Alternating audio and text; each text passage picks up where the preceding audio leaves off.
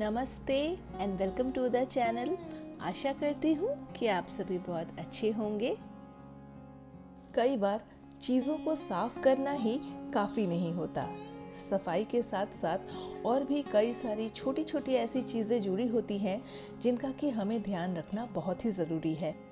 तो आज की इस वीडियो में मैं आपसे बात कर रही हूँ अपने डिशवॉशर की क्लीनिंग को लेकर, और मैं किस तरह से डिशवॉशर को क्लीन करती हूँ, इसे मेंटेन रखती हूँ और ऐसी कौन कौन सी छोटी छोटी ऐसी चीज़ों का मैं ध्यान रखती हूँ, उन सभी चीज़ों के बारे में मैं आज बात करूँगी। तो आज की जो मेरी वीडियो है वो डिशवॉशर क्लीनिंग से रिलेटेड है। तो डिशवॉशर की डीप क्लीनिंग से पहले डिशवॉशर पूरी तरह से खाली होना चाहिए। कोई भी बर्तन अंदर की तरफ होना नहीं चाहिए और फिर शुरू होती है क्लीनिंग प्रोसेस। तो चलिए मैं दिखाती हूँ मैं किस तरह से क्लीन करती हूँ। तो सबसे पहले तो मैं एक बोल में पानी ले लेती हूँ और फिर उसमें मिला देती हूँ कुछ ड्रॉप्स लेमन के। आप चाहे तो इसमें थोड़ा सा विनेगर भी मिला सकते हैं। साथ ही में चाहिए थोड़ा सा बेकिंग सोडा, जिसे कि हम अच्छे से पानी में मिला लेंगे, और थोड़ा सा लिक्विड सोप जो हम बर्तन धोने के लिए यूज़ करते हैं ना, कोई सा भी लिक्विड सोप इसमें आप मिला सकते हैं, जिससे कि मैं डिशवॉशर के अंदर की अच्छे से डीप क्लीनिंग कर सकूं।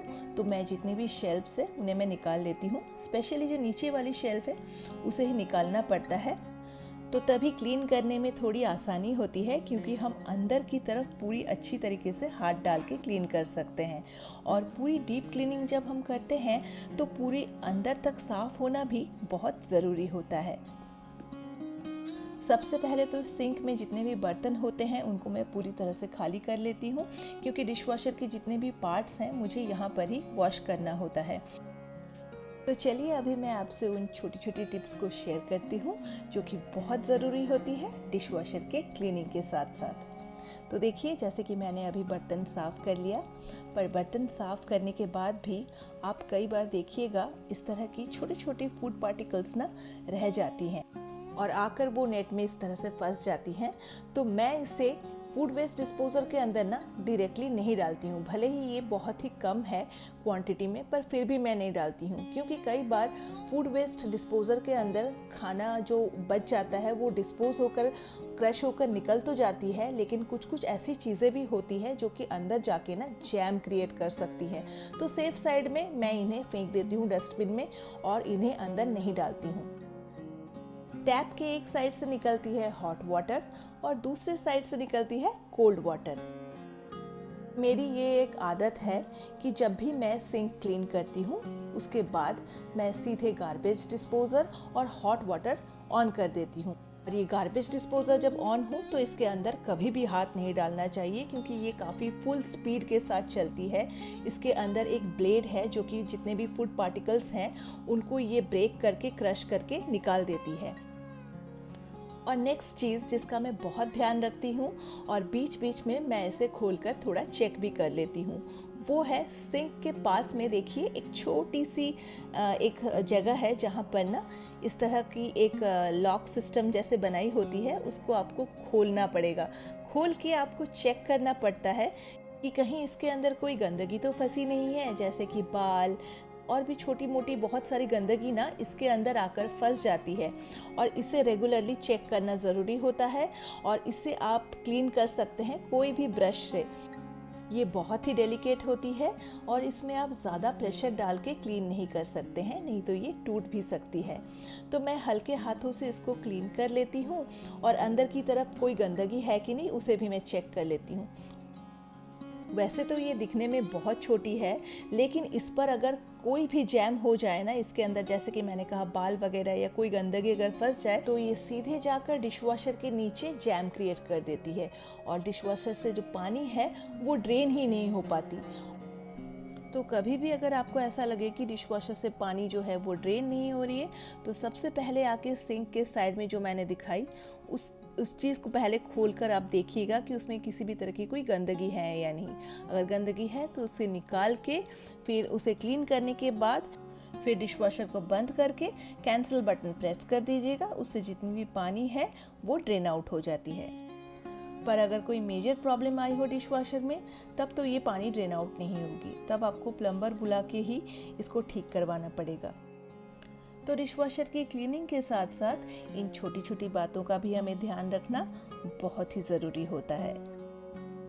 तो वो जो लिक्विड सॉल्यूशन मैंने तैयार किया था वो मैंने पूरे डिशवॉशर के अंदर लगा दिया।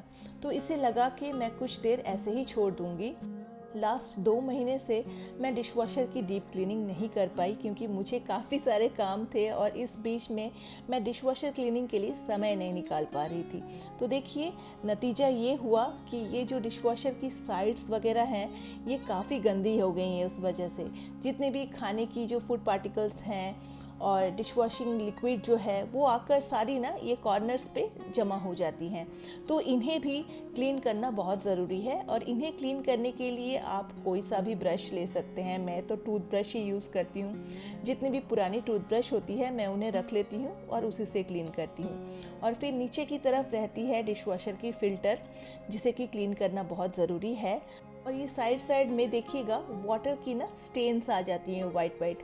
तो इसे मैं जब ये लिक्विड से क्लीन करती हूँ ये पूरी तरह से तो साफ़ नहीं हो पाती है, पर फिर भी अगर थोड़ा बहुत मैं इसे ब्रश से घिस देती हूँ तो वो निकल जाती है थोड़ी बहुत, लेकिन पूरी तरह से क्लीन नहीं हो पाती। तो ये जो बर्तन साफ़ करने की स्कॉच ब्राइट आती है ना, उसी से ही पूरा जो लिक्विड सॉल्यूशन है ये मैं डिशवॉशर के अंदर लगा लेती हूँ और फिर इसे कुछ देर ऐसे ही छोड़ देती हूँ। और जैसे ही ये पूरी तरह से सूख जाती है तो इसे मैं गीले टॉवल से सिंपली इसके अंदर मैं पोंछ देती हूँ। देखिए कितनी गंदगी है जो कि पूरी तरह से निकल गई है। वैसे इस तरह की डीप क्लीनिंग करने में मुझे विनेगर से भी ज़्यादा नींबू अच्छी लगती है। क्यों जानते हैं? क्योंकि नींबू की जो खुशबू होती है ना वो बहुत ही फ्रेश होती है और एक फ्रेश खुशबू की जो फील है उसे लाने के लिए ही मैं नींबू का इस्तेमाल करती हूँ। वैसे विनेगर का भी इस्तेमाल आराम से आप कर सकते हैं, ऐसा नहीं है कि नींबू का ही इस्तेमाल करना पड़ेगा। तो डिशवॉशर के अंदर के हिस्से कुछ ऐसे होते हैं जहाँ पर हाथ डाल के क्लीन करना बहुत ही मुश्किल होता है मेरे लिए। तो इसीलिए मैं जो पूड़ी तलने वाली स्पैचुला होती है उसमें टॉवल को लपेट लेती हूँ, एक रबर बैंड से टाइटली बांध लेती हूँ और फिर अंदर तक इसको डाल के मैं क्लीन करती हूँ। आपने देखा कि ये टॉवल कितनी गंदी हो गई है। ये सारी अंदर की जो गंदगी है इसे मैं इसी तरह से ही क्लीन करती हूँ। वैसे मंथ में एक बार डिशवॉशर की पूरी डीप क्लीनिंग करनी बहुत ज़रूरी होती है। मैं हर मंथ डिशवॉशर की डीप क्लीनिंग करती हूँ, लेकिन लास्ट 2 महीने से जैसे कि मैंने कहा डिशवॉशर की मैं क्लीनिंग नहीं कर पाई थी क्योंकि मुझे बिल्कुल भी टाइम नहीं हो पा रहा था। और अब बारी आती है इसकी जो सबसे इम्पॉर्टेंट चीज़, वो है फ़िल्टर क्लीनिंग। तो फ़िल्टर क्लीनिंग तो आपको मैं कहूँगी हर वक्त ही करना चाहिए। ऐसा नहीं है कि मंथली आप एक ही बार फ़िल्टर क्लीन करें। जैसे मैंने कहा डीप क्लीनिंग वो तो मैं मंथली एक बार करती हूँ, लेकिन जो फ़िल्टर की डीप क्लीनिंग वो भी मंथली एक बार ही होती है। लेकिन जो ऊपरी जो फ़िल्टर में कई बार आप देखिएगा खाने के जो फूड पार्टिकल्स हैं या सब्जियों के छिलके हैं वो रह जाती है कभी कभार, तो उन्हें क्लीन करना बहुत ज़रूरी है। देख रहे हैं ये है फ़िल्टर के जस्ट बीच का जो पोर्शन है, वहाँ पर इस तरह की एक ऑयल जैसी स्टिकी चीज़ की डिपॉजिट हो जाती है, उसे क्लीन करना बहुत ज़रूरी है। अभी देखिए फ़िल्टर बिल्कुल क्लीन हो गई है। मैंने एक नॉर्मल जो टूथब्रश है और बॉटल क्लीन करने की ब्रश है उसी से ही क्लीन कर लिया। वो जो ब्लैक स्टिकी सी चीज़ फ़िल्टर के बीच में हो जाती है उसे क्लीन करते वक्त तो काफ़ी सावधानी बरतनी होती है, क्योंकि वो ब्लैक वाली स्टिकी चीज़ आकर पूरे नेट पर भी ना क्लीनिंग के वक्त लग जाती है और फिर उसे क्लीन करना थोड़ा मुश्किल होता है। तो इसीलिए जब मैं जिस ब्रश से क्लीन करती हूँ वो जब ब्लैक हो जाती है तो मैं उसे चेंज कर लेती हूँ। चेंज करके या तो दूसरा क्लीन ब्रश ले लेती हूँ फिर से क्लीन करने के लिए उसकी नेट को, नहीं तो जो स्कॉच ब्राइट आती है क्लीनिंग के लिए उसी से ही मैं उसको थोड़ा सा घिस देती हूँ तो वो क्लीन हो जाती है। देखिए वैसे डिशवॉशर के बॉडी के अंदर की जो क्लीनिंग है उसे तो मैंने बहुत ही अच्छे से कर लिया। अभी जो लास्ट स्टेप आती है वो है डिशवॉशर की पूरी हाई टेम्परेचर पे डीप क्लीनिंग। और हाई टेम्परेचर में डीप क्लीनिंग बहुत ही आसान है। इसके लिए सिर्फ आपको लेना होगा 1 कप में वाइट विनेगर और इस विनेगर को लेके सीधे डिशवॉशर की जो शेल्फ है वहाँ पर आपको रख देना है और हाई टेम्परेचर में इसको सेट करके छोड़ देना है। कम से कम 1.5 घंटे से भी ज़्यादा की होती है ये साइकिल, और उसके बाद आपकी जो डिश वॉशर है वो पूरी तरह से क्लीन हो जाती है। इसकी जो आउटसाइड बॉडी है, इसको क्लीन करने के लिए मैं इस्तेमाल करती हूँ इस तरह के ग्लास क्लीनर का। अगर इसकी आउटसाइड बॉडी बहुत ज़्यादा गंदी होती है तब तो ये ग्लास क्लीनर से अच्छे से साफ़ नहीं होती है।